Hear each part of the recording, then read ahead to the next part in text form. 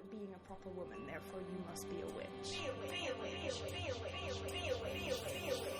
You must be a witch. Happy Imbolc! It's the halfway point between the winter solstice and the spring equinox. We made it. To me, Imbolc is about questioning old patterns before we take new steps or make new plans. It's about examining the status quo to make sure we don't bring old, unnecessary baggage with us into the spring. So, since Imbolc falls just a couple weeks before Valentine's Day, I thought we'd take today to deconstruct some of the things we've been taught about love and sex and relationships. I think what we experience largely in this society is what's been termed colonial love. The number one thing about colonialism is that it says you have to be and do things this one way that it has been decided is how we are and how we do things. It's racist and sexist, ableist and heteronormative. Colonial love will endanger another person for its own gain. It's possessive, jealous, enforces unbalanced rules. It's the idea of relationships as staking claim to the ownership of another person. Controlling, strict, transactional. It decides what is acceptable and what is not. Who is worthy of love and who is not. Colonial love says you can't be queer, you can't be polyamorous, you can't wear that, and you can't express your needs. You can't be a slut and you can't be a prude. But don't worry, because some statistics show that more than half of adults surveyed admitted to cheating on a partner. So you can have multiple partners, you just can't be honest about it. Under colonialism, deceit is key. Keeping up appearances is essential. Sex education is blasphemy. Capitalist and colonialist mentalities have created and normalized broken, toxic ideas about love. Colonial love breeds shame and seeks control over bodies and behaviors. Pleasure is shameful. Kink shaming, body shaming, slut shaming, shame, because keeping you ashamed of being different is a great way to make sure you're always dimming your light. Keeping hidden your shiny disco ball of multiplicity and otherness. It's easier that way. Easier for them. They can just pretend you don't exist. And easier for you, too. Keep your head down. Don't rock the boat. Don't draw attention. Don't make eye contact. Don't incite violence by existing. Be desirable, but not too desirable. Be socially acceptable. Blend in. Be likable. Be lovable, but be careful. Or say fuck it and be a witch. Change the rules. Iraq War veteran, author, social worker, and multimedia artist M.B. Dallaccio wrote, "Intimacy is, without a doubt in my mind, the opposite of imperialism. It is easy to dehumanize and judge someone else, but it takes so much more to love them. When we don't have to hide who we are, we recognize one another as partners in dismantling systems that keep us divided and broken. To decolonize love, we have to begin with loving ourselves enough to demand respect, dignity, and space. And to have the courage to allow others to love us back."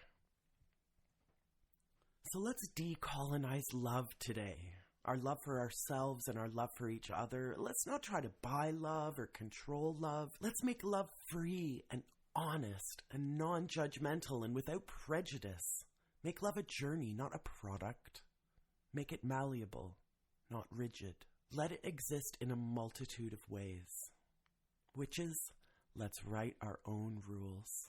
We'll get into more of the writers and thinkers who use this term in the interview you're about to hear, and I'll put them all in the show notes. But when this theme of decolonizing love occurred to me for this episode, the first person I thought of was writer, Erotic Blueprint TM coach, and self-described baby Orisha devotee, Chelsea A. Hamlet, on whose blog I'd been reading such titles as "This is how I wish my partners responded when I told them they gave me an STI," and "What about your friends with herpes?" Elsewhere, her essays about kink, like "I had extra freaky mind-blowing sex with a BDSM dom and hit up a kink party." The fact that she's, quote, reading about the connection between pleasure, sexuality, feminism, and women of the African diaspora, along with redefining what self-pleasure means to her beyond traditional masturbation practices. clinched it.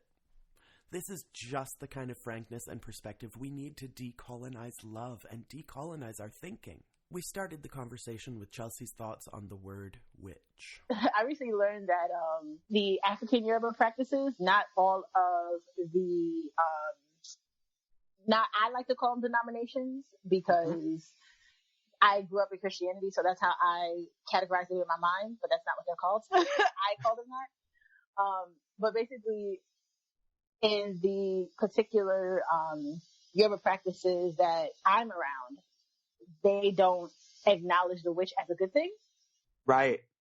And so I feel like I'm in between like different worlds where I'm currently reading Pan Grossman's book, Waking the Witch, and I love it. I feel like the little occult nerd in me is doing backflips every time I read it. But also, to acknowledge just on a spiritual level that that's not necessarily what everybody who practices in the Yoruba faith or Orisha faith deems positive. It just depends on who you're talking to and depends on who you are. But I definitely spoke to my godmother and she was like, yeah, because I'd like to consult with her. And I was just letting her know about the podcast and everything like that. And she's a little older than me, and so she's like, what's a podcast? So we had like a really like cute conversation around it. But yeah, she made it clear. She was like, I love that people are taking back that term, but in terms of the practices that we are doing, that you're learning from under me, the witch is not something that is being positive within that, within the Yoruba religion all the time. Someone mentioned to me that I'm multi-faith, and that really kind of struck a chord in me. I was like, yeah, I kind of am. So I acknowledge that there's certain parts of the night. So how can I put it? So I'm a devotee of Orishas, right? And a lot of people, when they hear Orisha, they think of Santeria, which makes sense. But I actually am studying under the Ifa faith. Yes, So which those predates, are different. it Correct. predates Santeria by we don't even know. Exactly. Exactly. So I'm noticing that, and Ifa is like more of the Nigerian piece. So it's more basically based in Africa. So their practices are very different from westernized culture. And I'm still literally like a baby in being a Orisha devotee.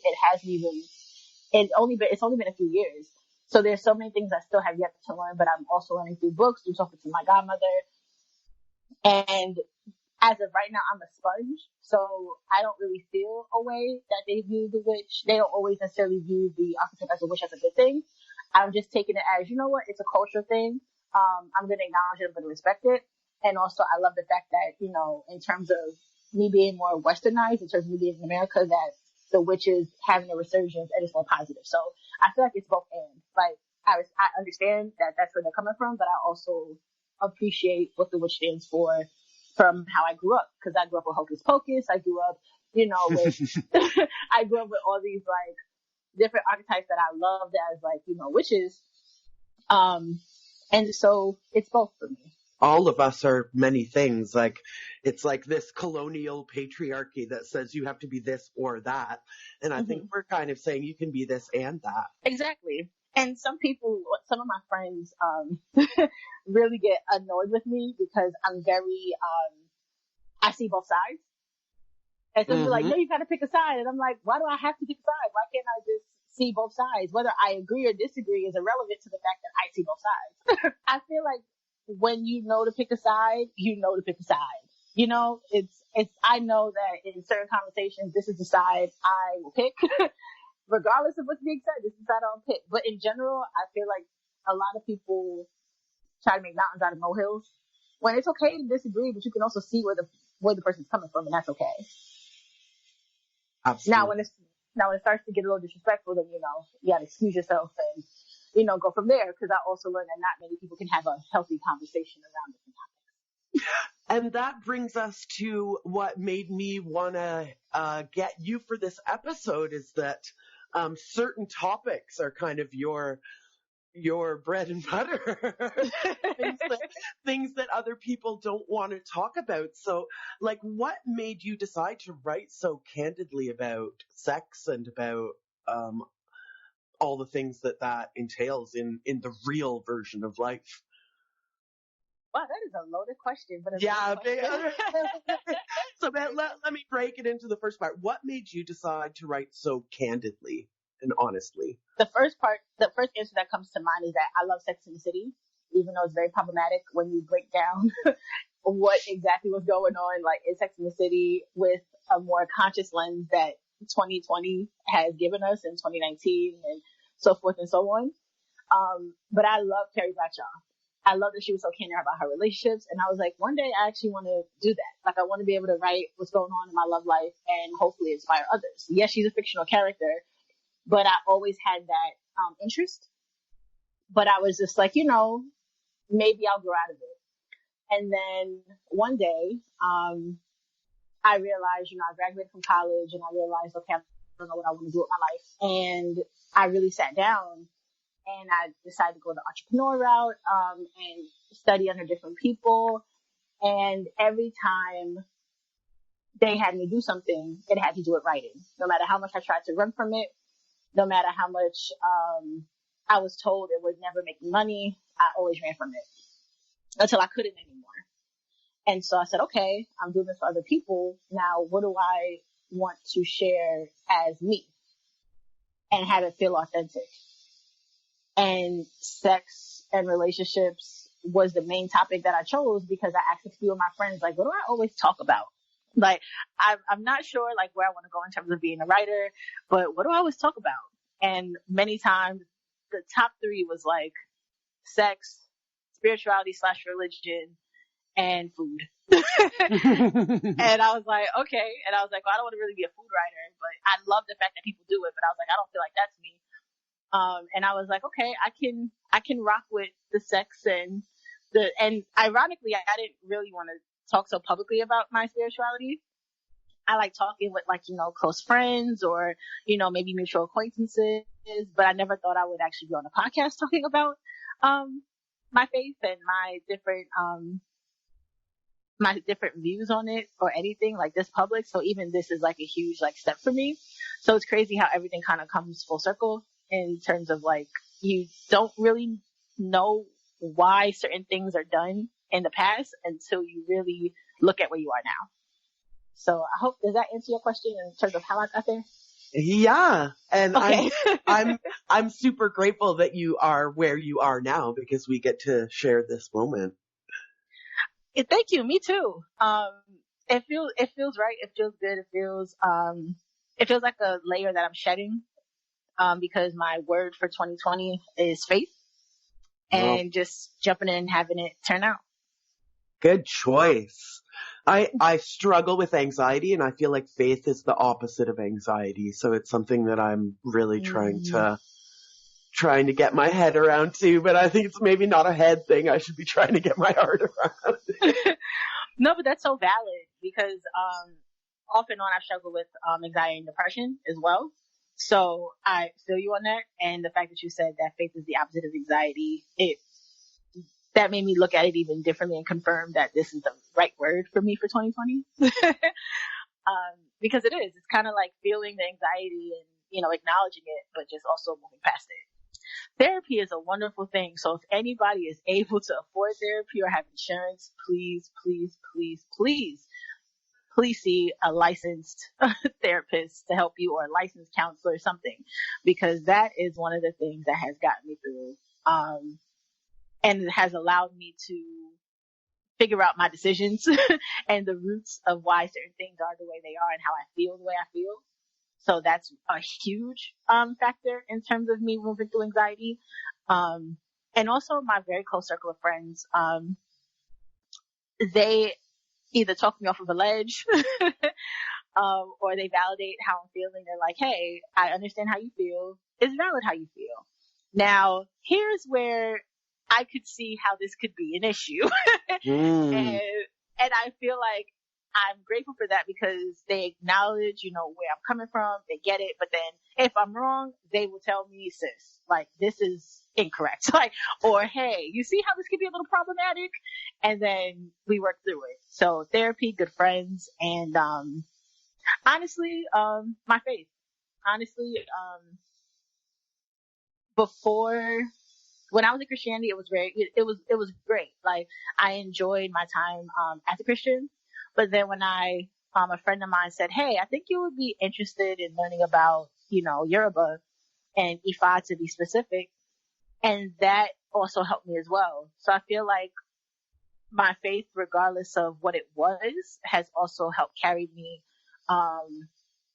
to continuously being better and trusting and figuring out what I'm supposed to do and where I'm supposed to be.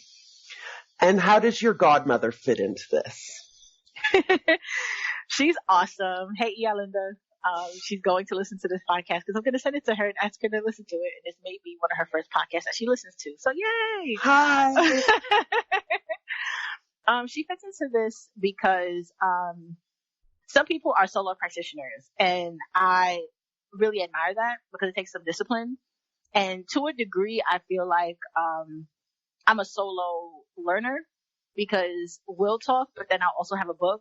But she has learned firsthand because she's a priestess in the Yoruba faith.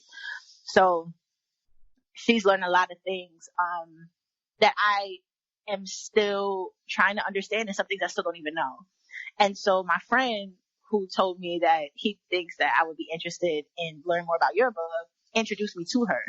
And ever since we connected, I haven't left her since. So I literally ask her about, how she feels about certain things. I tell her what's going on in my life. And, I literally am being mentored by her in terms of my faith, and also just learning how to trust my own power, because we all have our own unique power in us. And how do you access your unique power? Do you do it through your worship or through your interaction with the parts of nature, or? That's so crazy that you mentioned nature. So it wasn't until I got more into Yoruba that I acknowledged nature the way I do now. But to me, I'm still not as in tune as I wish I could be. I feel like I could be more in tune with nature and the elements. But ever since this addition to my faith, because I still believe in God and I still acknowledge, Jesus Christ.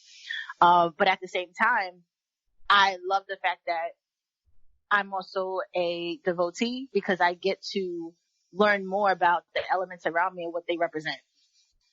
So there are times if I'm feeling stressed out, or if I'm feeling like I need to be rejuvenated, I go outside. Even if it's not sunny, even if I'm tired, I try to go outside, because there's something about being in fresh air. And if the sun is up, that's a bonus. It's like it rejuvenates me and it helps me just ground and center and get back in tune with my inner power. But on a more pragmatic note, I feel like my power is accessed through my writing. That's a huge thing that I've noticed. And also practicing with my godmother too has also helped access my power as well. Because I realize that there's things that are bigger than me, but also things that are helping me, and entities that are helping me, energies that are helping me help myself. So I believe it's all that in one. Yeah, and everything intersecting all at once. It's kind of hard to describe these kinds of things, right? It is, because I even feel kind of crazy talking about it. And I'm like, I hope this is making sense, because as I spoke to you offline about, I'm still so new into the faith and understanding what my faith entails, and also acknowledging that I also want to continue to acknowledge, the faith I grew up in. So the multi-faith, coupled with learning a new faith, coupled with, learning about different aspects of the occult that I never got to do as a kid because I grew up in the church. I feel like it's so intertwined and so multi-layered that sometimes it's hard to explain. And sometimes I'm just like, I hope people understand and don't think I'm crazy. And that also ties into my anxiety. Yeah, I think every time we do an episode of this podcast, we have that anxiety ourselves. Okay. this is going to be the one where they think we're crazy. Okay. Right. So let's go then to something that you are an expert on. Your online presence mentions that you're an erotic blueprint coach. What's that? What does that mean? So the erotic blueprints were created by Jaya. She is a renowned sexologist. She's amazing. And she created the erotic blueprints. And there are 5 different erotic blueprints. So have you ever heard of the 5 love languages? Yes, they're like gift giving and that kind of, they're 5, I can't remember. Tell me. Right. No, but you got it. You get it. Like, so basically it's the 5 love languages for the bedroom, basically. That's the best way I can describe the erotic blueprints. But instead of like gift giving and words of affirmation and acts of service and all that type of good stuff. So there are 5 different erotic blueprints. There are energetic, sensual, sexual, kinky, and shapeshifter. Okay, so now as a witch, shapeshifter really appeals to me as a term. What does that mean in terms of the erotic blueprint? So shapeshifter means you can do it all, basically. So you are a very sophisticated erotic being. So instead of just being like, mainly energetic or mainly sexual or mainly sensual, you can basically speak all of the blueprints, erotic language, essentially. And what does kinky mean in this context? In the context of spirituality or in the context of actually being an erotic blueprint? Wow. No, I was asking about the erotic blueprint, but I want to know about in the context of spirituality. I'm not, well, to be honest, kinky in terms of like the erotic blueprint just means that you enjoy taboo. So that's kind of your kink and power dynamics. So that's really the thing. So with the kinky blueprint, you are really either a psychological kink person where you enjoy power dynamics via mentally. So it's not so much like, you're getting flogged or you're, using props. Sometimes it's literally just like, someone is the dominant and the other person is submissive. Like, it doesn't necessarily have to be like the traditional sensual play kinky, which is the part 2 of the kinky, are people who really like, being bonded together, or who like the spankings, or, anything that has to do with power dynamics, but they are really into like the impact play mainly. And for spirituality, it's so interesting because this is not related to Jaya.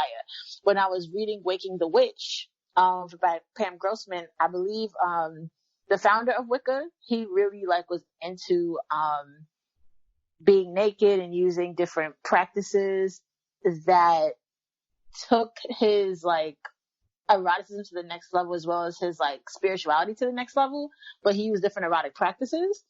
I wouldn't say that's kinky, but I can see somebody who believes that that's taboo as that being kinky. We have energetic blueprint. And the energetic blueprint, those who identify with that blueprint, they really love like anticipation and longing.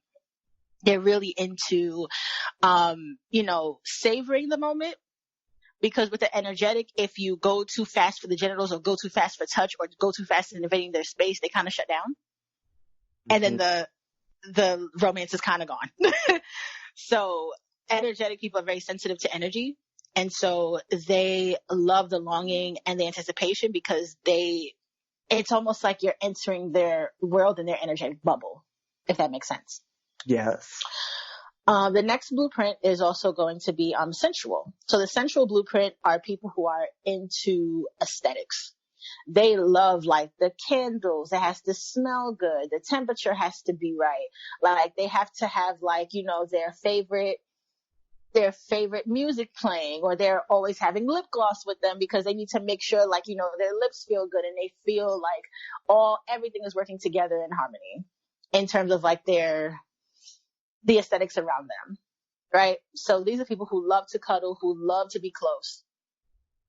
And unfortunately, sometimes with the sensual blueprint, if something is out of place, they also can check out, and they sometimes like actually are not able to fully enjoy the experience. So sometimes those people who like to think about like what they have to do tomorrow, people who have to like, who are having sex, they may be like, oh shit, I have to make sure I pick up my kid tomorrow at this time. Like, or if something is off like in the actual room, like for me, sometimes I have a sensual blueprint shadow, because I'll never forget when I was with someone and I went inside of their room and the air conditioner was so high.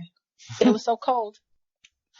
And some people are like, great, we can cuddle, we're going to have sex. Perfect. Like, this is an opportune space. When I tell you I curled up in a bubble under the covers, and I said, if you want some pussy today, I need you to turn this down. And he just couldn't fathom it. He was like, but we're going to get more. And I said, no, we're not. I am going to stay here until you turn it down. And that's part of the sensual Saturn. So each blueprint has like different attributes that can contribute to seduction, but that can also be an obstacle to seduction, an obstacle to eroticism.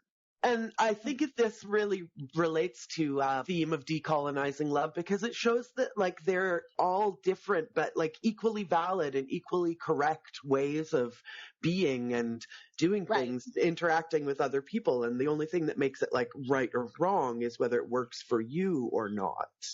And that's the thing. That's the thing about Jaya that I really appreciate in her training, because at the end of the day, there's no right and wrong as long as there's consenting adults that agree. And notice I did not say two consenting adults. I just said consenting adults to acknowledge the poly community, because I also believe that's also part of decolonizing love, because a lot of times we think of love as two people when it could be more than two people at a time, or it could be a poly dynamic that could be different than any of us have ever anticipated. So I also like to bring that into the forefront as well.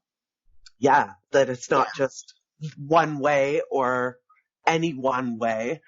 I mean, we've talked about this, before this interview, that like I'm happily monogamous, but that doesn't mean that I think that everyone has to be or should be, or that that's going to work for everyone.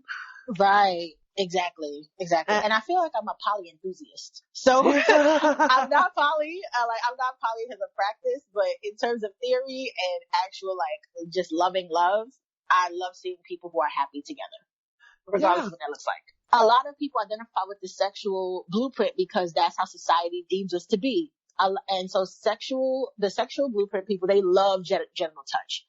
They're the people that they're not too big on foreplay. They'll do it for you if they like you, but automatically they're kind of like, yes, let's get to it. Let's jump into it and get straight to the point. And the shadow side, in terms of the sexual blueprint, is that they miss the journey, And so that's why sometimes when a lot of people, get older, they have erectile dysfunction, or, their libido doesn't become as high. Sometimes a misconception is, oh, I can't have sex, or, oh, my sex life is ruined. No, you just have to think of a different route to get to your pleasure than you did before. So it's more like you're relearning your body and what your body needs in order to get that pleasure that you're looking for, because we all deserve pleasure. Pleasure is our birthright. And I feel like that's also part of the, decolonizing love, because a lot of us who are of the African diaspora were taught the opposite. So it's like, and making sure we empower everyone, regardless of what stage they're in, regardless of, like what color they are, who they love, whether they're able-bodied or disabled, like everybody deserves pleasure. And sometimes I could be a little biased with women, because I'm like, listen, we also deserve pleasure. So try not to internalize shame, because we are born with a clitoris. The clitoris was designed for pleasure. It is one of the organs that is designed for us to be stimulated. And that is how so many different women orgasm. So yeah, I feel like our genitals, I feel like pleasure and sex is a great thing, but we have to think beyond the genitals for the satisfaction and the release that sometimes we're looking for, when it comes to sex. You said try not to internalize shame. Can you speak more on that for me and for our listeners? Sure. So some of the women that I've spoken to, these are some friends, also some people that reached out to me on social media. Sometimes, they feel shame about like, their sexual experiences, or that they like sex so much, or that, they've encountered an STD or STI. And I always like to tell people, like, it's hard, and of course you're going to feel it, but in terms of internalizing, like, I should not feel this way because I grew up this way, or as a woman, I should not have to feel X, Y, and Z. It's like, the more we do our best not to internalize shame, acknowledge it, but not internalize it, I feel like that also is going to access us to more pleasure, even outside the bedroom, just enjoying like life as a whole. Because pleasure, I feel like also decolonizing love is also like acknowledging that there are other forms of like ways you can show love, and that you can experience pleasure and joy, if that makes sense. Yes, I'm nodding furiously. Okay. So yeah, and I do my best to like learn, because even the fact that you brought up decolonizing love, I've never heard of that term until you brought it to my attention. I'm not gonna lie. A writer and activist, an author and an activist by the name of Juno Diaz actually coined the term. Yes. Research, and I said, Yes. oh, okay. Decolonizing love, according to Juno Diaz, is the only kind of love that could liberate from that horrible legacy of colonial violence. What that means to me is learning how to love people's character, as opposed to the bodies they were born with, who they choose to love, and even acknowledging, like, even loving and getting to know them despite maybe like their neuro capacities. And the reason why I say that's because there's a podcast I listen to called Why Won't You Date Me by Nicole Byer. I actually really enjoy her podcast. And when the topic of decolonizing love actually came about, I automatically thought about her podcast. I said, wow, this is what she's doing, because she has so many different types of episodes. One actually has to do with neurodiversity. And I was like, wow, that's a very like beautiful way of acknowledging people who, have disabilities, like who are like on the spectrum. I was like, wow, like that's a great way to put it. And I didn't even know that was like a term. Or she even talks about, how she's open to love regardless if it's for a woman, female bodied, woman bodied, or trans. Like, she's open to it. And I was like, wow, like her podcast, I don't know if she did that on purpose, but it's literally one of the like perfect examples of like decolonizing love. Cause it's like, we're literally hearing how she's breaking down what she's learned, and, even bringing on people who have different viewpoints, and just sharing her vulnerable truths, in terms of even being, a full-figured woman and dating. Because even decolonizing love has to do with also loving people who do not fit the stereotype of beauty being like skinny or slim. So yeah, I feel like it means like learning to tell the person's character regardless of how they were born and who they love. And you wrote, I'm just going to read it exactly because I want to say exactly how you said it, that you're reading about the connection between pleasure, sexuality, feminism, and women of the African diaspora, along with redefining what self-pleasure means to her beyond traditional masturbation practices. So what have you learned? What have you learned about the connection between pleasure and sexuality and feminism and women of the African diaspora? That is a great question. So I feel like I'm going to have a lot of references in this podcast episode. Good. We love references. Because I'm such like I try my best to continuously be a student. So over the summer, I read a book called Pussy Prayers by Black Girl Bliss. And literally it's called Sacred and Sensual Rituals for Wild Women of Color. Can you say the name of it again? Sure. Pussy Prayers by Black Girl Bliss. Pussy Prayers. Got it. Mm-hmm. And so basically, like, a lot of the things that she talked about, especially in the beginning, had to do with how like Black women were raised, and how it affects us growing into like our femininity and growing into like who we are as women. And I felt very seen, because I was like, wow, like this makes so much sense. in terms of, how can you say, like, for example, in the book she mentioned not being able to fully like disclose to her doctor like if she was having sex because her mom was in the room. This is when she was a minor. Mm-hmm. And this is not just, of course these stories can transcend, race, but what I love is that I do feel like, especially in the sex and pleasure industry, there can sometimes be there's less of women of color being represented. Now there is, like, I feel like there's more of women of color and black men and even just like people of color, period, actually carving a space out for themselves in this industry. But largely it's been very white, largely. And so this book was a great refresher because it was just like, wow, like I'm being seen, different things that I'm learning about and I've experienced, she has talked about. Even finding, I think it was Ebony magazine, when she was a kid, she was reading about how she can get an orgasm, and one of the techniques was she had to sit under like a, what is it called, like with like the faucet in like the bathroom, Mm-hmm. like in the tub, and Mm-hmm. it stimulated her getting an orgasm. And I was like, wow, like I used to read urban fiction where they had different scenes, and I was like, wow, like let me try this. But even on a grander scale, she spoke about basically when the slaves came over to the Americas, or even like the process of them getting there. A lot of, especially black women, like we were raped, our bodies were not ours. And a lot of the times, like black women had to disassociate from their bodies in order to survive. And so pleasure was not really our birthright to begin with. It was more so like we had to survive. And so even when I talk to my mom sometimes, I'm like, Mom, why did you push so much on like education and career on me as opposed to learning about my body and what that means? And she was like, because at the end of the day, you need to know how to survive. And at the end of the day, education and career is going to allow you to get to a different place. So I feel like in terms of me being a black woman, I'm just speaking for me as Chelsea Hamlet, as a black woman. I feel like learning about even just that small, like not even the small piece, but like the larger piece, that a lot of the times, like my ancestors were not allowed to really feel pleasure in the way that we are so liberated now, because it was kind of forced and taken from them. And in order for them to survive, they had to disassociate from their bodies to keep going. And so that was passed on and on and on and on from generation to generation in one way or another.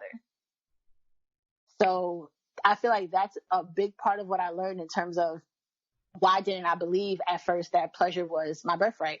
Why is it that I felt shame? Because sex was a big topic for me, something I love to go into.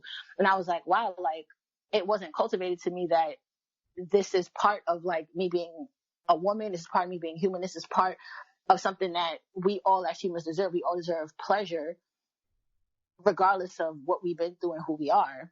But especially like my ancestors and a lot of, people who were brought to this country forcibly, a lot of that pleasure was taken away. And so I feel like now at the age of, pleasure politics, and we have all these type of, people like Cardi B, Megan Thee Stallion, and Lizzo, like where it's this whole body positivity, this whole like, like love your bodies and get the pleasure you deserve. I feel like it's refreshing because it's like, yes, like I feel like we are our ancestors' wildest dream, even when it comes to like mental health, when it comes to taking back and acknowledging like our bodies, because I feel like due to survival, they may not have had that opportunity to do so in the way we're doing it now. I feel like that was very long-winded, so I hope that I stayed on topic. No. You just can't see me like sitting here and nodding. I try to keep my mouth shut so that I don't mess up your flow in the recording. But yeah, no, I think that that's so important to talk about, because I mean, we've read too that trauma can be passed on inside the DNA for generations and generations. So again, I think it's particularly important for people who have been forced to feel unworthy to battle those feelings of unworthiness as much as you can. And it's also about learning like where that comes from. And I feel like each person's going to give you a different story. No, cause I also want to say I do not speak for all Black people because I do not have experiences that all Black people have. Like, yes, we have interconnections, and yes, there are things that are similar, but every person of color that you talk to, regardless if they're non-binary or if they identify as like, a man or woman, like we're all going to basically give you different reiterations of like, our pleasure, why we view, things the way we do. And that also made me think about another quote on Decolonizing Love from Working It Out Together. The writer's name is Gwendolyn Benaway. And she said, decolonial love is actively creating a space for our histories as indigenous, racialized survivors of colonization to be acknowledged within our relationships. So for me, when I read that, it was just basically what you're saying now. Like what you said is, like their trauma was passed down, via DNA, and also acknowledging like, yes, like this is actually something that happened, and this could prevent people from feeling worthy. Because some people like to push like, well, slavery was so long ago. Why does it matter now? And it's like, that's part of colonial love, where it's like you're not acknowledging people's experiences and histories as like indigenous people or people of color, because, historically, like we've been taught not to love ourselves. So when I read that, it really resonated with me because it's basically what the conversation we're having now. Yeah, we're not in like a romantic relationship, but even in you hearing what I'm saying in terms of like what I've learned about the connections between, the past and to me now, and even me acknowledging like, hey, like everybody's experience is different. Like this is all part of like decolonizing, love, interpersonal relationships, all that stuff. Cause one thing I do agree with the activists like, Junot Diaz is that we also have to decolonize ourselves. Mm-hmm. It's not just about love. Like, yes, it is about love, but it's also about like what the colonization we bring to the table based off of, how we grew up and the things that we internalized, not knowing that it was colonization. Yeah, that's why I wanted to talk about this, like not just because of Imbolc's proximity to Valentine's Day, but because this is the time of year that I think like you take a look at the status quo, you take a look at how things go, and you ask really hard questions about your perception of not just like yourself, but how the world is and how the world works. And it's about not taking anything for granted. And I think creating a space where people can talk about their histories without like being vulnerable, but without any shame is part of my action that I can do to decolonize our ideas about love, just to open up a space to listen to somebody talk. Right. Exactly. And again, like, I do feel like that connects to the definition, that Gwendolyn gave in terms of creating that space for, our histories and she put indigenous because she's, indigenous. But I'm going to add indigenous and people of color, because we are survivors of colonization, to acknowledge like within our relationships. Like we're survivors of like people who have historically like been, brutalized, who historically have been undermined, things systematically that have been put in place to give us barriers to get to where we want to go. And just having that space to be acknowledged, like, of our histories, but also what's happening now, I feel like is also part of decolonizing love. And do you think that this intersects with your Orisha devoteeism? And if so, how? And if not, why not? I believe it is, because at the end of the day, everything is energy at the end of the day. And I feel like the energy you put out, you'll get back. And that's not even just me as a devotee, but just, I feel like that's just me in general. But I feel like it intertwines with me being a devotee, because I also have to acknowledge my privileges, being, in like a more Western culture. And even the fact that, as I said earlier, like I'm reading Waking the Witch by Pam Grossman. I love that I'm reading that, but I also know that that's separate from my spiritual practice to a degree, because there's two different perspectives on the witch. Mm-hmm. And so I have to literally like make sure I'm creating space. Like when I talk to my Iya, like, hey, this is what I've read, and also be open to when she says yes, and this is how it's also viewed when it comes to Ifa. To be honest, I'm learning to just enjoy the ride. That is my honest answer. Yeah, because I had a conversation with my godmother, and she was saying, so many people want to be priestess and priest, but a devotee is okay too. Because the thing about being a priest or a priestess that I feel like is not talked about enough is that that's a responsibility, because you're dealing with someone else's spiritual journey on top of yours. I don't know if I'm ready for that. Mm-hmm. Like, I don't know if I'm ready to, no, scratch that. I am not ready to do that. I'm not. And so that's why I'm not sure I want to go with it, because I know I'm so new that I feel like projecting a goal on something that's so, I feel like projecting a goal would make it more like a job, or more like something to do like career wise, or it's just a little bit too matter of fact for me. Like, there does need to be some flow in my life. And I feel like, my faith gives me a certain flow where I don't have to have a goal in order to enjoy myself and to feel fulfilled.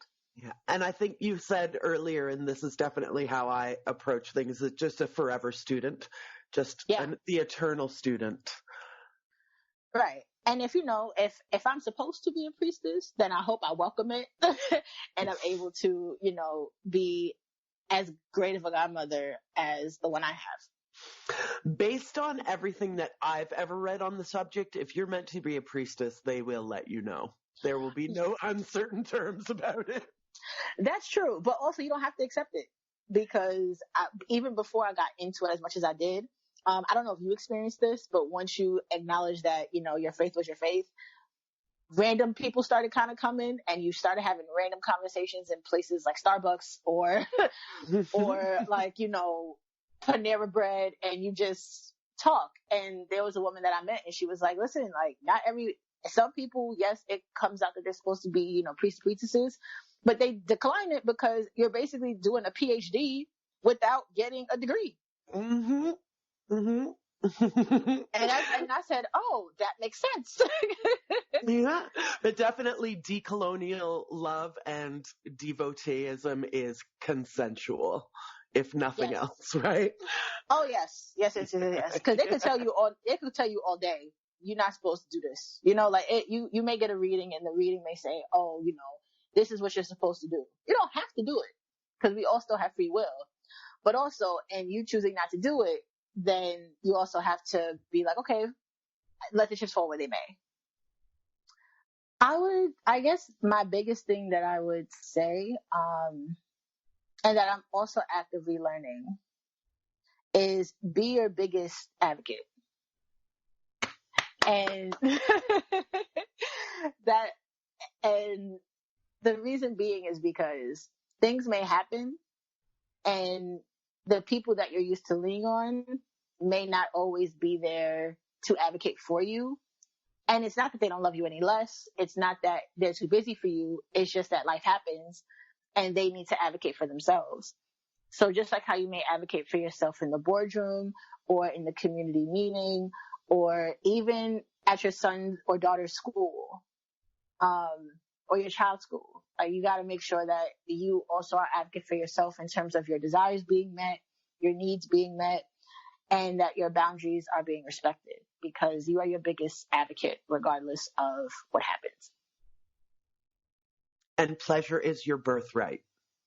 Yes, even if it doesn't feel like it, it is. And I would also encourage people to look more into books that resonate with them, and podcasts that resonate with them, that allows them to get more connected with their pleasure and what that means to them. Because it's always great to figure out what you like and what you don't like sexually, and even, beyond sex. because it allows you to just be more in tune with who you are and gives a different definition and meaning to self-love. Thank you so much, Chelsea. Your perspective has been enlightening and thrilling, and I hope that we can have you back on the show again to talk about this some more. Yes, I would love that 100%. Let me know. So if our listeners want to read your blog or reach out to you or maybe get some of your Erotic Blueprint coaching, how can they get in touch with you? So you can follow me on Instagram and Twitter at Chelsea A. Hamlet. Also, I'm Chelsea A. Hamlet. And we'll link you, but get that extra A in there, everybody. Chelsea A. Hamlet. Yeah. Thank you. Yes, because some people miss the A. Yes, thank you. I'm currently not taking any new clients right now, but you can sign up on chelseahamlet.com for my newsletter so that when I do start opening up different slots, you'll be able to be the first one to know. And you can also send me an email at chelseahamlet@gmail.com. Amazing. Any parting words for our listeners? Parting words, love yourself even when it's hard. Even when it's hard. Oh, thank you so much. You're very welcome. And thanks again for having me and for creating this space for all of us. The space is yours now. So please, if you have any ideas that you need to talk about, you let me know and we'll get you right back on the show. We're collecting perspectives one at a time. And I'm so happy to add your voice to the choir here. Yes, thank you. This is my second podcast I've ever done. So thank you, because this is still new for me, and I'm happy that you made me comfortable, and really, I feel honored that you asked me to do this. So thanks. Well, I feel honored that you said yes and that you came and just gave your time to me and to our listeners who are listening to this right now and just feeling more themselves and more worthy of love and of pleasure. And you did that for them. So thanks again. Awesome. So this Imbolc, we encourage you to think about how we can all decolonize our thinking. Whether we are the victims of colonialism or the benefactors, it is a system that requires deconstruction. As always, we start with ourselves. Decolonizing how we love ourselves and how we treat other people, we begin to understand that we are worthy of love and that pleasure is our birthright. And carry always the immortal words of Jungle Pussy. It's a full-time job fucking loving yourself. So put as much every day as you can into that job, fucking loving yourself. If you love Valentine's Day, then I don't want to take that away from you. You go, Glen Coco. But bring your Imbolc spirit of critical awareness with you. Happy Imbolc witches. We love you. It's a full-time job fucking loving yourself. It's a full-time job fucking loving yourself. It's a full-time job fucking loving yourself. It's a full-time job.